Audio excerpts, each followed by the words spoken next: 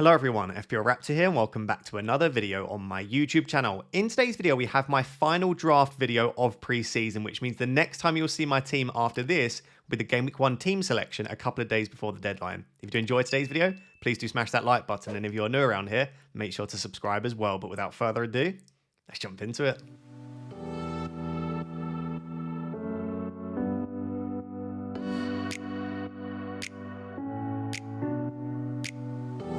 So guys, let's waste absolutely no time at all today, and like I said, jump into the final draft video of pre-season. The next time you'll see my team will be a couple of days before the Game Week 1 deadline, where we go through my final team. Am I feeling ready? Not particularly. I am still struggling a little bit to kind of finalize my draft, but a lot of the players now have been pretty consistent across drafts. So I feel like I'm getting closer and closer to where I want to be. 7, 8, 9, maybe 10 players have consistently been in a lot of my most recent ones. There are, of course, positions that could be changed, and some decisions around chip strategy, how strong I want to go on the bench, and much more could affect which players I select. So all of that to say, I think I am getting there, but also I wouldn't be surprised if there are a few changes before the deadline. And of course, we could get a lot of information across the next week. I'm recording this late on Friday evening, less than a week till the Game Week 1 deadline, but that is plenty of time to get updated info. So let's go through the team. This team is currently rated at 96% according to Fantasy Football Hub and predicted to get me 66.5 points. You can get your team rated for free now as well. I'll leave a link down below. All you have to do is upload a screenshot of your team. It will take like 10-15 seconds. It will give you an overall rating. By all means, go to Fantasy Football Hub and do more beyond that. If you want to sign up, there is a link down below to get 50% off. But at the very least, just go and get yourself a team rating out of 100 and let me know what that is down below. Let's start with the goalkeepers. At the moment, it is still Sanchez and Dubravka. I've been on the pair of them for a little while now. Dubravka just offers a 4 million goalkeeper that should start every week. With Darlow, if you're bench boost 1, Darlow should start Game Week 1. He looks a little bit better for that fixture there. But beyond that, I just think that Darlow obviously is likely to lose his place to Perry, whereas Dubravka, hopefully until my first wildcard, will be a perfectly good backup goalkeeper. On Sanchez, I still think the Chelsea defence are incredibly underrated. Last season, they sat consistently about 3rd or 4th for non-penalty expected goals conceded. So I think Chelsea are one of the most underrated defences in the league. Obviously, the news as of, I think it was maybe even today or yesterday, we have news that Colwill has indeed injured his ACL. So Colwill will be out pretty much for the season. And as much as Chelsea do have tons of centre-backs that they can put in those positions, I do believe that Colwill is their best defender, and he at least has quite a big presence in that team. So do I think this makes the Chelsea defence a little weaker? Absolutely. But do I still think Sanchez is a really nice route into what I still think will be a good defence? Yes, at 5 million. So Sanchez is in there. I have toyed with the idea of going down to a 4-5 just to give me a bit more money. And I've also toyed with the idea of going for someone like Sells, even alongside a Forest defender. Maybe a double up. The fixtures are there, and they are going to play defence first. We know that with Nottingham Forest. They've had like 4 out of 6 of their games in pre-season. They've had a clean sheet. They've barely scored any goals. That's the way that Nottingham Forest play, right? So I wouldn't even mind a double up, again, given the fixtures. I don't think I've realistically considered many other players in there. I mean, I could look at even maybe like a Henderson at 5 million if I wanted to go there, but I don't really see myself going to the 5-5s. The 4-5s really don't inspire me. I'd be surprised if I don't just end up on Sanchez in goal, especially, again, given for every week bar Game Week 7, I'd be very happy playing Sanchez. And even in Game Week 7, you never know what might happen in FPL, so I'd be perfectly fine playing him. So yeah, I think Sanchez will probably stay, and I'd imagine that Dubravka is my goalkeeper. With the 5 defenders, what I'll try and do is go through and justify why I picked them and why I like them. And then at the end, I will highlight the several issues that I have with this defense. Because you might look at this defense and immediately have issues. And I will hold my hands up. It is comfortably the weakest part of the team. I'll try and explain why I've picked the players I've picked, though, and why, as of right now, the bench is a little bit cheap. Like, something that you could criticise this bench for is that there is not much money invested. So starting with Nico Williams, again, I want a Forest defender. The fixtures are there. They are a team that defend. They'll get defensive contribution points as a result. And they've got players at nice price points. Milenkovic and Murillo make a lot of sense. Nico Williams started 18 of the final 19 games of last season. He did take a few set pieces. I think there was 9 set pieces in total that he took, so could take a little bit more now that Alanga's not there. He's got decent open play, goal threat and creativity. And 4 defensive contributions for fullbacks, he's in the top 4. So I like the idea of Nico Williams. due to the way that Forest defend, due to the role that he has, I can see him having a very, very strong start to the season. So yeah, Nico Williams is in there. I like his price point at 5 million. I've then added Pedro Porro at 5.5 million. And he is at a nice price point for me, given that I am struggling to stretch to 6 million. He's obviously got a lovely fixture in Game Week 1. There are a few other reasons that I like Pedro Porro. Firstly, the fixtures outside of Game Week 2 are really good. If you look even beyond the first 5 game weeks in 6 and 7, they've got some strong fixtures. I really rate Thomas Frank. His minutes in pre-season have been really, really good. Maddison being out is a boost to him because he'll get more set pieces. I will note that he's not taken all set pieces. I think he's been sharing them with Mohamed Kudus. So the two of them will get some more set pieces, which could be nice. But we know that Pedro Porro has great attacking numbers. We know that he's got quality on the ball as well. And I just expect Thomas Frank to do really well with that Spurs side. Now, do I expect them to keep tons of clean sheets? Not necessarily. We didn't really see that when he managed Brentford, and we've just seen them get absolutely battered by Bayern Munich. What I will note in that game, though, I'll try to remember to flash this on screen, but there's a guy over on Twitter called Tom Hadley, and he tweeted the DEFCON numbers from that game, and only Pedro Porro and Kudus in that game would have achieved the 2 DEFCON points, the 2 defensive contribution points. So I think Porro, I think it was something like 11. Again, it'll be on your screen, but Porro managed to get, I think, 11 CBIT, so he would have just gone over the threshold, and Kudus was on something like 14. What was also interesting is in the game against Arsenal, Pedro Porro was again the only defender that would have picked up defensive contribution points with 11. So Pedro Porro in 2 consecutive games in the slightly trickier fixtures there has managed to pick up those defensive contribution points. Obviously, they don't exist in friendlies, but you get the picture. So, some set pieces, good attacking threat, seems to be nailed under Frank, good fixtures, possible DEFCON points. I'm looking at Pedro Porro now at 5.5 million as a seriously decent asset. The only concern we have is, of course, Udogie hasn't been fit and available. If Spence and Udogie are both available, do we know for a fact that Porro still starts? Because you could play either of them on the left and either of them on the right. So it'd probably be something like Spence on the right, Udogie on the left. But that is a possibility. I just think given what Porro offers, he's got a very unique profile. And I think in the absence of Maddison, they are going to lack some creativity. And I think Porro can deliver that for them. So I'm not fully set on Porro, by the way. I absolutely love Daniel Munoz. Daniel Munoz is one of my favourite players in the game. I'd love to own him. But just given the fixtures over the first few, and especially that Game Week 1 fixture, and all of the other reasons that I said, Pedro Porro is in there right now. Let me know down below if you've considered him for your team. I've then got 2 4.5 defenders, and at the moment I've got Juve and Dorgu. Now, you would have watched content from me in pre-season, yapping on about defensive contribution points, and saying that actually, maybe rather than going for attacking defenders, we should be picking players like Senesi, Richards, Anderson, who deliver those defensive contribution points. And yet I'm sat here in my team with Juve and Dorgu. I just want to chase the upside of the attacking threat. I do not believe for a second, by the way, that these 2 assets will be anywhere near as consistent as someone like a Joachim Anderson. If you want consistent points, he will get, I would say he'll have a higher floor, maybe lower ceiling overall, but he will get a lot of 3 and 4 pointers because he'll just be racking up those DEFCON points. But for me, Juve and Dorgu have it in their locker, given where they're playing. They're both playing essentially as left wingers, to go out there and get you a 9, 12, 15 pointer if it all comes together in a single week. Now, this is not for everyone because they will concede a lot more goals than a lot of the other defenders as well. Like if you went for an Ezri Konsa or even someone like a Van de Ven, they're probably going to be better defences than West Ham and Man United. So I fully appreciate they're not playing for good defences. They won't get too many clean sheets. And realistically, I'm not expecting many DEFCON points because they don't do enough defending because they're playing like left wingers. Really, I am owning them, hoping and thinking that they might get me some decent attacking returns.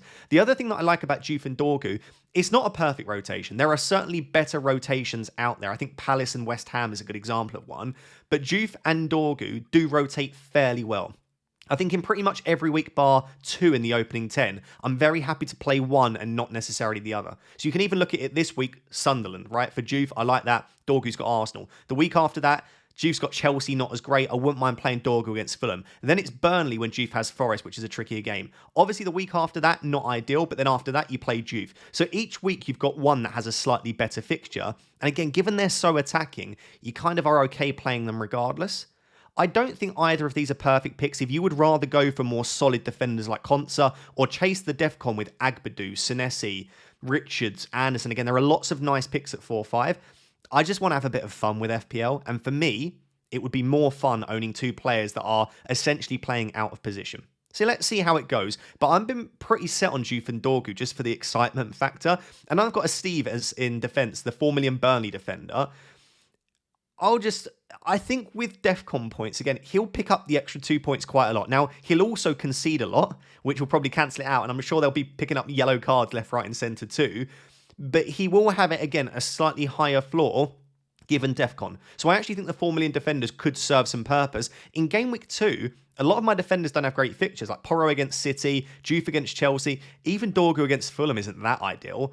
I could end up playing him against Sunderland at home. So yeah, at the moment, he is in the team at the 4 million defence. Something you might have glanced at already is looking at this team and thinking, Ross, that's definitely not a bench boost one. And you would be right, this is not a bench boost one. But you also might be starting to look at this and thinking, Ross, this doesn't look like a bench boost two. Porro against City, Dorgu against Fulham away, Juve against Chelsea, double Burnley defence, do I want that? I've not really got a plan for the bench boost now as things stand. And I know I've been advocating a lot to go for an early bench boost and to really attack it. I just can't build a team I'm happy with right now where I fully fixate and focus on the bench boost. So I'm thinking more and more I might just bin off the chip. And I know that sounds like a terrible thing to say for a content creator that is trying to advise you how to do well in the game. I obviously don't mean I just won't play it, but I am leaning towards the camp now of I might just not have a plan for it. If it comes together, great. If not, I'll play it after my wildcard around AFCON, because around AFCON, we're going to sell Salah anyway. We'll free up some funds. We get the additional 5 free transfers going into Game Week 16. I'm sure there'll be an opportunity to play the bench boost. It might not be optimal. It might be rubbish. It might require a couple of transfers, but I just don't really want to sacrifice my Game Week 1 team. I cannot build a team I'm happy with right now, which also involves going all out for the bench boost. So yeah, that's the backline as things stand. Very briefly in terms of why do I not like this then? I've got defenders from Burnley, United, West Ham, Spurs, and Forest. Forest are a decent defence. I think Spurs might improve under Thomas Frank. But you've got Juve, Dorgu. These are not playing for good defences. So immediately, clean sheet chance, I don't think is overly high for this set of 5 as a combination. I've also got no 6 million price point. What happens if Frimpong, Kirkes, 8 Nuri, Gvardiol, Gabriel, Van Dijk, all of these 6 million defenders, what happens if they look good? Where do I go from there? It's at least 2 transfers then to get some money back into my defence. I talk about price points and structure all the time, and yet I'm sat here with the defence that doesn't have a premium defender. The reason for that is I really want the set of attackers I've got, firstly, which we'll look at in a second. But also, I'm not really fully convinced by any of them. I think Gvardiol at centre-back won't get DEFCON points, less attacking threat. 8 Nuri's minutes. Frimpong and Kirkes' minutes are a bit of a concern. I actually think Frimpong might be the shout, given that Bradley's picked up this knock. You've got Van Dijk as well, who'll be steady Eddie, some attacking threat, some DEFCON, but not a particularly high ceiling. Gabriel hasn't been fully fit during pre-season. Saliba's always been a steady sort of 2 or 6 pointer. I just look at all of those 6 millions, and no one's super... I mean, Cucurella is another good option, by the way, but I've got Sanchez. No one stands out to me as like, I desperately need to have that 6 million defender. So that's why, as of right now, I'm kind of semi-happy having a 5.5, a 5, 2 4.5s, and a 4. I feel like that isn't a bad structure for the defence. So yeah, that's enough yapping about the defence. Let's look at the midfield. So moving on to the midfield 5, and I am very, very happy with this as things stand. There aren't too many players that I feel like I'm missing out on. In fact, there is only one player, apart from obviously I'd love to have Bukayo Saka, for example, but there's one player that reasonably I think I am missing out on, which is Florian Wirtz. And I'll discuss that in a second, because it might be at the time of you watching this, you've already watched the Community Shield, and it might be that you think, how on earth do you not have Florian Wirtz in your team? And I would really like to get him in, and there is an easy way to do it, which we'll discuss. There's actually 2 ways to get him into my team, but he is the only player right now that I feel like I'm desperately missing out on in the midfield.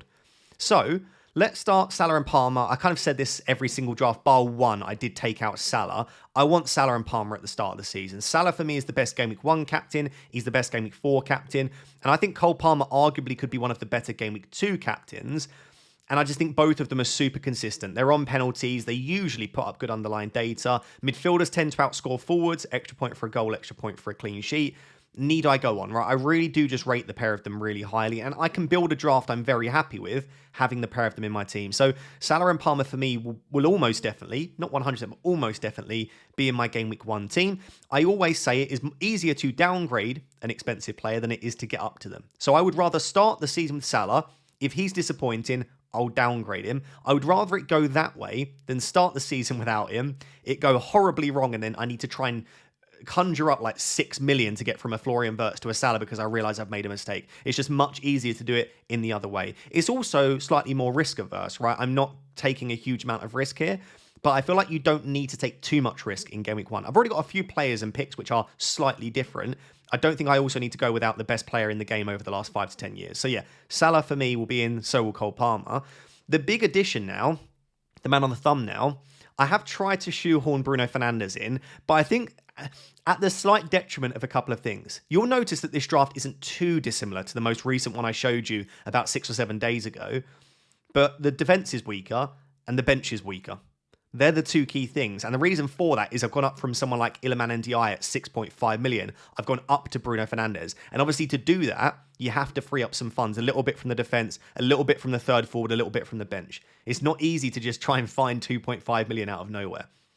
With Bruno Fernandes, the reason I want him in the team is Manchester United have made serious moves in the transfer window. And by the way, I'm usually a pessimistic Man United fan. If you've watched my channel over the last few years, I don't really own United players. So as much as I'm a United fan, it normally goes in the wrong direction where I don't own our players enough. But yeah, Man United have made serious moves. Mbeumo, Cunha, and Sesko are 3 really talented attackers. How well they'll gel, I have no idea. Ahmad at right wing back. There is so much attacking talent in that United team now. Surely more goals will be scored. You would bloody hope so, wouldn't you? Now, does that mean Bruno will be pushed a little bit deeper? Absolutely. Bruno will probably more often than not now play as part of a 2-man pivot in midfield. What I want to make very clear, though, is when Bruno plays that position, in possession, he is not playing in a pivot. He doesn't sit there like Rodri would for Manchester City, or like Thomas Partey would have done for Arsenal. He is not that sort of player. He's not just going to sit there in defensive midfield. He will push up. He'll play almost like an advanced 8 or a number 10. Out of possession, it will absolutely mean that he needs to do a lot more tracking back. And it might mean in some of the build-ups, he's a little bit lagging behind, right? He's not quite arriving in the box. But Bruno Fernandes will never be and is not a defensive player. So I want to make that very clear that even in a deeper role, he'll still have the chance to score goals, get assists. We also know from pre-season, when Mbeumo and Cunha were both on the pitch, he took penalties and he took set pieces. So he is very clearly still first choice for set pieces and pens. Also, last season, he would have achieved an additional 22 defensive contribution points. I think that would have pushed him just over the 190 point mark. So if last season, in an underperforming Man United team with no decent real attackers, he would have got over 190 points. Like, Bruno has it easily in his locker to get 200 plus. So they're all the reasons why I think Bruno's great. Now, what's the issue? Terrible opening fixture. In fact, the opening 5 facing Arsenal, Man City and Chelsea, that's really not a great set of opening fixtures. He's extremely expensive at 9 million, and we don't know how Man United will click. Lots of great signings. Fantastic. What if it still doesn't click? What if the system still doesn't work? There is still a chance that we have a super slow start to the season. Is it worth the risk? Why not go for someone like a Florian Wirtz for 0.5 cheaper, playing in a much more functional attack? Florian Wirtz has come into a team that have comfortably won the league the season before. They've looked pretty good in pre-season, and we know how talented he is. So there is definitely justification to go without. I'm not trying to sit here and say that anyone should definitely have him, but I also feel like there are enough reasons to potentially include him. And his difficult price point is meaning that his ownership is probably lower than I would have expected. So yeah, I like Bruno Fernandes. It's the reason I've tried to put him in this draft. But when we look at the draft in its entirety, I will explain to you that it's made it a bit tricky to afford the rest of what I would want.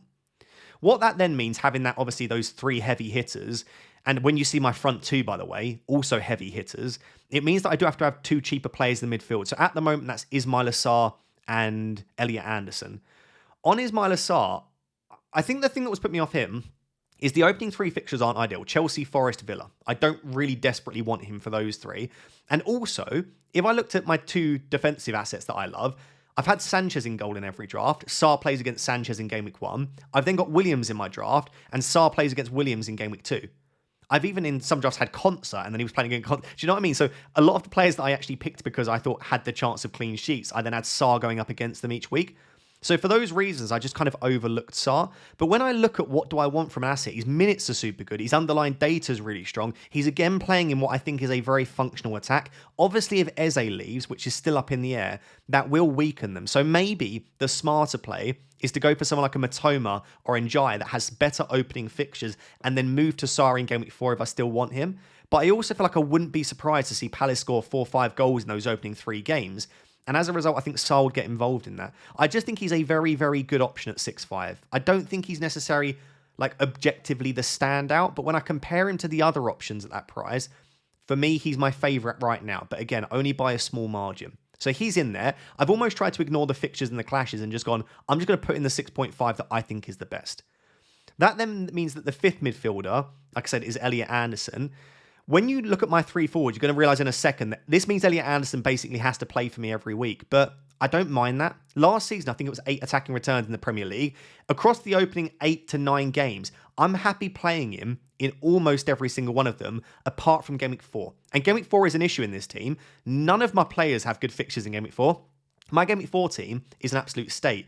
I am looking at, if I stick with something similar to this team, I'm looking at a free hit in Game Week 4 for that reason. My Game Week 4 team does not work in any regard. So for that reason, a Game Week 4 free hit would make sense. And I don't mind that. There is not an optimal week to play it. If it makes sense for your team, just play it in that week. So if you then remove Game Week 4, Nottingham Forest have sensational fixtures if you can just get rid of that Arsenal away game. So yeah, Elliot Anderson's in. I think he should take most set pieces. He's got some creativity, good minutes, great fixtures. He'll tick along. What more can you want from a 5.5 million midfielder? So yeah, that's the midfield 5. Anderson, Salah, Fernandes, Palmer, Sarr. The defence, Sanchez, Williams, Porro, Juve. Let's take a look at those three forwards, discuss the team overall, and then discuss what I can do to maybe change it across the next week. So guys, moving on to the three forwards, and at the moment that is Ollie Watkins, Jared Bowen, and Guiu. I think that's how we pronounce his name. I think we finally got there with that. I know a lot of people going for the Gui. I do not believe his name is Gui. I think it's Guiu. So that then means that I think, is an insane front seven. So again, to read that out, Anderson, Salah, Fernandes, Palmer, Sarr, Watkins, Bowen. All of them, I think, are going to be very, very nailed on, right? I don't see any of those 7 as being rotation risks. Some of them have good fixtures, some of them mixed bags. We've got some penalty takers in there, at least 3 confirmed. Bowen could take a penalty, although I think Paquetá's first choice. Watkins could take a penalty, although Tielemans could be first choice. But you've got potentially 5, minimum 3 penalty takers. You've got some set piece takers in there.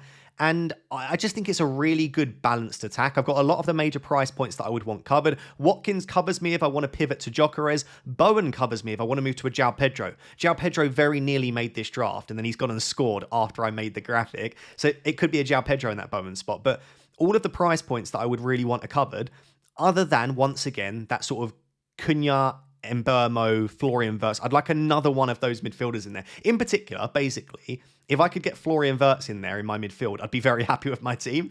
But then obviously I would need to free up a few million. On Ollie Watkins, I think he's a great option. I'm surprised that his ownership is still below 20% in the game. I mean, that is remarkable. Amongst engaged managers, I think it is higher. It's one of the first pre-seasons we've seen from Watkins in a while where he's been fully fit and he's had a full pre-season. He just looks raring to go, scoring goals for fun. There were rumours that obviously Man United might bid, but they've got Sesko now. There are rumours that Newcastle might come in for him, but it looks like they're going to go ahead and get Johan Wissa or another player. But Watkins, I think, as of right now, looks more likely to stay than not. Obviously, they signed Gessen Villa, and Gessen can play as the number 9, but I think he's more there just to provide options in the attack. So basically, I do think Ollie Watkins will stay. I do think his minutes will be good. And I love the opening fixtures for Villa. In fact, another player that I would like in my midfield, if he's fit and available, is Morgan Rogers. We don't yet know at the time of me recording what the injury update was, but it looks like it was fairly positive. If Rogers is fit, he's another player that I would love to have in my team, absolutely. Like, he always makes sense because he's got the minutes, he's got decent data, he's got good fixtures. But Watkins at least gives me a little bit of cover in that Aston Villa attack. So I like him a lot. And again, there are so many ways that you could downgrade him to free up funds if it's required. Like Watkins to Solanke, Watkins to João Pedro. That frees up 1.5 million for me in the future. That could be massive. So yeah, I really like Ollie Watkins. We then got Jared Bowen.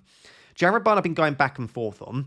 Love the price point, love the opening fixture, love the consistency, love the minutes. His underlying data is always decent. He's got goals and assists. He could take some penalties if Paquetá's not on the pitch. He's got a lot of what I would like from a player. But I would say overall the first 5 or 6 fixtures aren't that great. Like if Sunderland wasn't Sunderland and I saw the other 4, I would say they're just not the best opening fixtures. But that Game Week 1 fixture is turning my head because it feels like it could be the sort of thing that will kickstart your season off in the right way. And again, even beyond that, having Jared Bowen in the team is nice because you always know that he's going to play.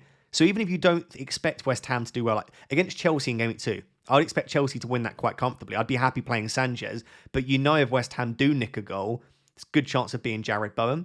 So I do really like him, but then I look at the likes of, if Solanke's fit, I would have loved to have had him. Let's see what happens in the next week. João Pedro, I think his minutes will be good with Jackson leaving. I just don't think Delap is ready to start for Chelsea. So I really like him. Chris Wood is super consistent. Wissa, if he does get the move, could be a really interesting player. If Isak leaves and they sign Wissa Newcastle, he's really interesting. There are lots of really nice 7.5s. Even Jean-Philippe Mateta, my boy, I love him.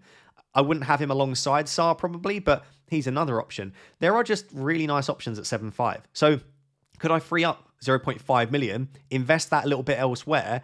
Like, just small changes like Fernandes to Wirtz, Bowen to João Pedro, that gives me an extra million to spend on the bench. Or upgrade Guiu up to a 5.5 forward.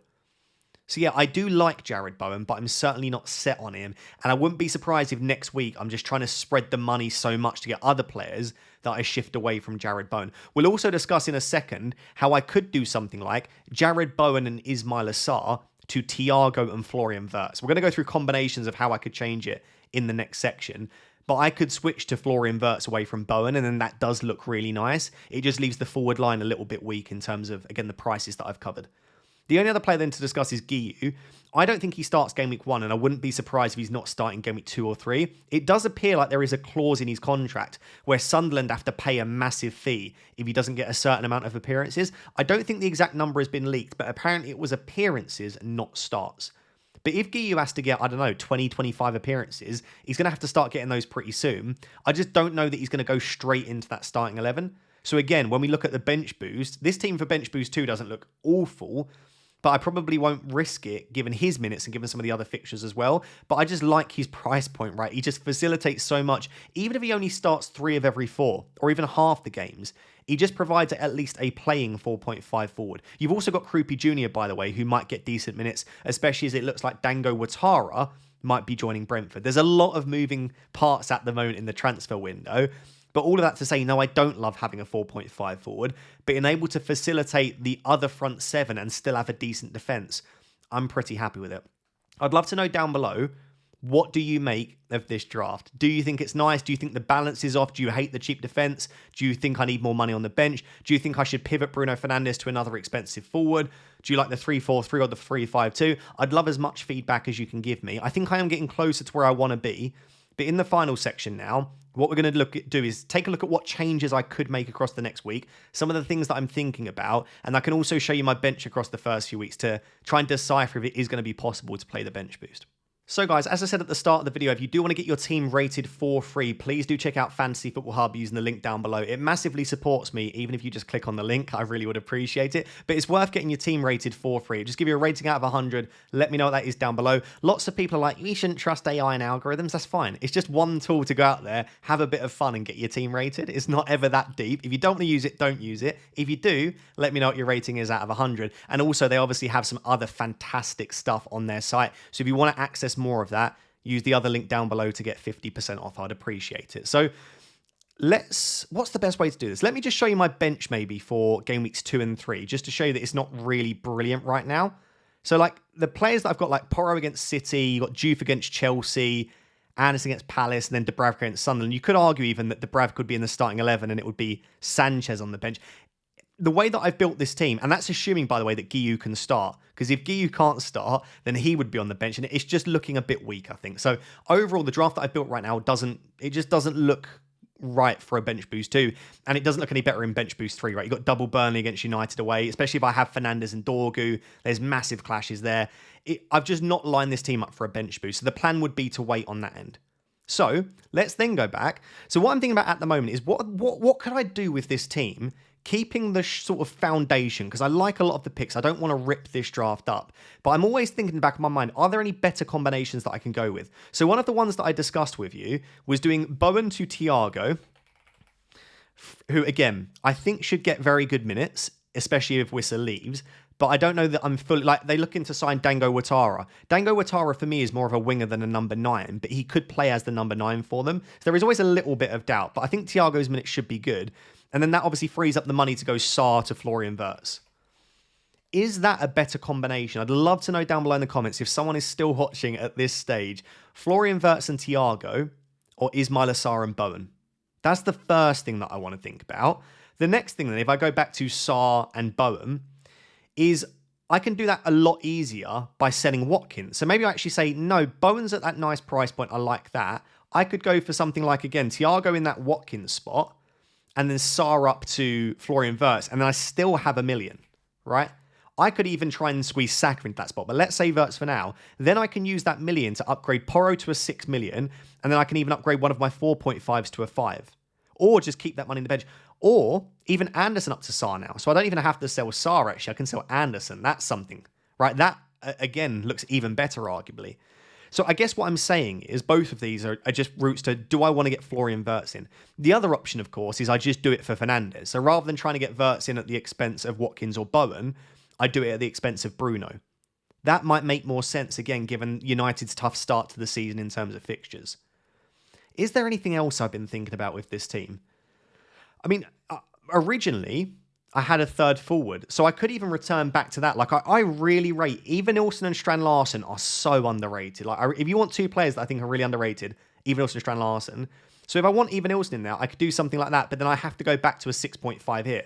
So pretty much what you saw on my most recent draft, there were a few other changes, but it was a 6.5 and Evanilson. But I'm like, do I just bin off that 8th attacker to essentially just say, I can just restore him, can't I? To essentially just have Bruno Fernandes in. I think it probably is worth it. So those are the things that I'm thinking about right now. I've even thought about, do I just go huge at the back and just get rid of all of this? So like still downgrade, like for example, something like, instead of Bowen, I can, what am I doing? Instead of Bowen, I can go for Strand Larsen. And then instead of Bruno, I can go for Wirtz. Then that frees up 2 million, right? That gives me enough to go from Juve or Dorgu. Let's just say we go from Dorgu all the way up to Virgil van Dijk. And then we could even go up from, again, a 4.5 to a 5, or even Pedro Porro up to a 6.